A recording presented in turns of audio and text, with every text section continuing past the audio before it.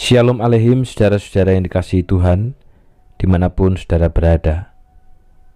Kiranya damai sejahtera yang dari sorga melimpahi saudara-saudara. Yeremia pasalnya yang ke-8, ayat yang ke-4 sampai dengan yang ke-7. Engkau harus mengatakan kepada mereka, beginilah firman Tuhan, apabila orang jatuh, masakan ia tidak bangun kembali? Apabila orang berpaling, masakan ia tidak kembali? Mengapakah bangsa ini berpaling? Berpaling terus-menerus. Mereka berpegang pada tipu. Mereka menolak untuk kembali. Aku telah memperhatikan dan mendengarkan. Mereka tidak berkata dengan jujur. Tidak ada yang menyesal karena kejahatannya dengan mengatakan, apakah yang telah kulakukan ini? Sambil berlari, semua mereka berpaling, seperti kuda yang menceburkan diri ke dalam pertempuran. Bahkan burung ranggung di udara mengetahui musimnya, burung tekukur, burung layang-layang, dan burung bangau berpegang pada waktu kembalinya. Tetapi umatku tidak mengetahui hukum Tuhan. Punya Taurat, tetapi hidup tetap jahat. Saudara, apakah yang akan dilakukan orang yang jatuh? Tentu ia akan bangun. Tentu ia akan berusaha untuk bangkit kembali. Seperti seorang anggota usia bahagia bercerita bagaimana ia jatuh di dekat kamar mandi dan berusaha untuk bangun, berupaya untuk bangun, bahkan minta tolong istrinya, namun karena hanya tinggal berdua dan sama-sama tidak kuat, sehingga sulit untuk bangkit. Tetapi keduanya terus berusaha untuk bangun kembali. Artinya, orang yang jatuh pasti berusaha untuk bangkit, berusaha untuk bangun. Secara alamiah, kita sudah diberikan semangat yang demikian. Demikian juga, apakah yang akan dilakukan umat yang berdosa? Umat yang jatuh tentu akan bangkit kembali, tentu akan bangun kembali, tentu akan bertobat, tentu akan taat. Namun ternyata tidak demikian dengan umat Tuhan pada masa itu. Mereka jatuh, mereka berdosa, mereka terpuruk, tetapi mereka tidak mau mengakui kesalahan dan bertobat. Dikatakan dalam ayat yang ke-6, tidak seorang pun dari kamu menyesali perbuatannya yang jahat. Ini umat, saudara.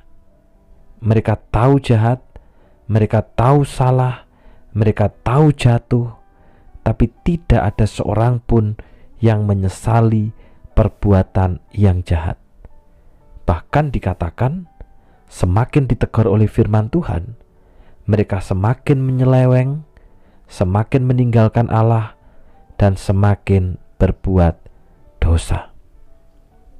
Umat yang demikian ini oleh Allah sampai dibandingkan dengan burung-burung yang bermigrasi pada musim-musim tertentu, tetapi secara instinktif tahu kapan mereka harus berbalik arah, kapan mereka terbang, bahkan kapan mereka harus kembali ke tempatnya.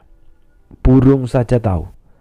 Namun umat Tuhan yang mengaku memiliki Taurat, yang mengaku tahu Taurat, yang mengaku paham firman Tuhan, tidak tahu kapan harus mengubah hidup yang jahat.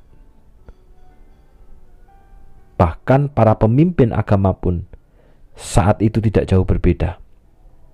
Mereka melakukan tipu daya terhadap umat dan sedikit pun tidak merasa malu.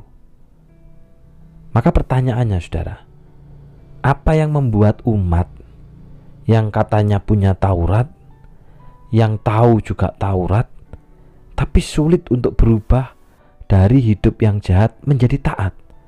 Kira-kira apa yang menyebabnya? Karena Hal ini pun bisa terjadi dengan umat Tuhan hari ini. Saya dan Bapak Ibu Saudara, kita mengaku punya firman, tetapi hidup kita adalah hidup di dalam kesalahan, bukan di dalam kebenaran. Apa yang membuatnya? Di dalam ayat yang ke-6 dikatakan begini, kamu semua mengikuti jalanmu sendiri, seperti kuda menyerbu ke dalam pertempuran. Ternyata ini yang membuat umat sulit untuk berubah dari hidup yang jahat menjadi taat. Karena umat tetap mengikuti jalannya sendiri dan bukan jalannya Allah. Mereka tahu Taurat, tahu kebenaran, tahu firman Tuhan, tapi hidup menurut jalan pikirannya, bukan jalan pikiran Allah. Jalan pikirannya sendiri, bukan jalan pikiran firman. Nah, ketika umat ini kemudian diibaratkan seperti pohon, dan pohon itu tidak menghasilkan buah seperti yang diharapkan oleh si pemilik pohon, sudah diingatkan oleh firman, sudah ditegur oleh firman, namun tidak kunjung mengalami dan melakukan pertobatan. Apa yang Allah lakukan sebagai pemilik umat? Di dalam ayat yang ke-12 dikatakan begini, karena itu kamu akan jatuh seperti orang lain yang telah jatuh. Habislah riwayatmu apabila aku menghukum kamu. Saudara, pada akhirnya ketika umat sudah diingatkan oleh firman, umat sudah diingatkan oleh kata-kata, tetapi tidak ada seorang pun yang mengakui bersalah, menyesali perbuatannya yang jahat, maka Allah sendiri yang akan menghukum umatnya. Dan sangat mengerikan, sampai dikatakan, habislah riwayatmu apabila aku menghukum kamu. Hukuman yang berat ini harus dialami oleh umat Tuhan, karena mereka terus-menerus melakukan dosa tanpa pernah memiliki kesadaran untuk bertobat dari yang jahat dan kemudian berbalik kepada Allah. Ini menjadi peringatan keras bagi kita, saudara, untuk tidak terus hidup di dalam dosa. Apabila kita tahu itu dosa, apabila kita tahu itu jahat, apabila kita tahu itu salah, mari kita mengintrospeksi diri. Adakah dosa yang masih terus-menerus bercokol dalam hidup kita? Adakah dosa yang mengganggu hubungan kita dengan Allah? Adakah dosa yang menghalangi pertumbuhan kerohanian kita? Adakah dosa yang mengganggu relasi kita dengan keluarga, dengan suami, dengan istri, dengan anak-anak? Adakah dosa yang menghalangi relasi kita juga dengan saudara-saudara seiman? Ingatlah bahwa setiap pelanggaran terhadap firman Tuhan hendaknya kita bereskan dengan segera. Beres di hadapan Allah, maka kita pun juga akan beres dengan sesama. Kalaupun sesama belum beres, kita sudah beres di hadapan Allah. Mintalah pengampunan dari Allah dan tinggalkan jalan dosa itu. Jangan sampai Allah berbicara kepada kita bukan lagi melalui firman, tetapi hukuman. Mari kita membenci dosa, mari kita hidup di dalam kebenaran dan bukan di dalam kesalahan. Mari kita hidup di dalam kesalehan dan bukan terus hidup di dalam kesalahan. Tuhan memberkati. Bapa yang di surga, kami berdoa Tuhan, bersyukur firman-Mu keras hari ini mengingatkan kepada kami bagaimana umat yang zaman itu mengaku memiliki Taurat, tetapi hidupnya terus jahat. Pada akhirnya Tuhan hukum dengan sangat berat. Karena itu biarlah ini menjadi peringatan bagi setiap kami, supaya kami tidak terus-menerus hidup di dalam dosa, hidup di dalam kejahatan, tapi biarlah kami hidup di dalam kebenaran. Tidak lagi kami hidup di dalam kesalahan, tapi kami hidup di dalam kesalehan. Ampuni kami Bapa untuk setiap dosa kami, setiap pelanggaran kami, dan mulai saat ini kami belajar untuk hidup di dalam kebenaran Allah. Secara khusus berdoa untuk Cemeling, untuk Steve yang juga beberapa waktu lalu dalam keadaan lemah tubuh, dalam keadaan sakit. Tuhan kiranya menolong keduanya, Tuhan memberikan kekuatan, Tuhan pula yang memulihkan, dan biarlah imannya adalah iman yang benar karena iman yang berpaut kepada Tuhan.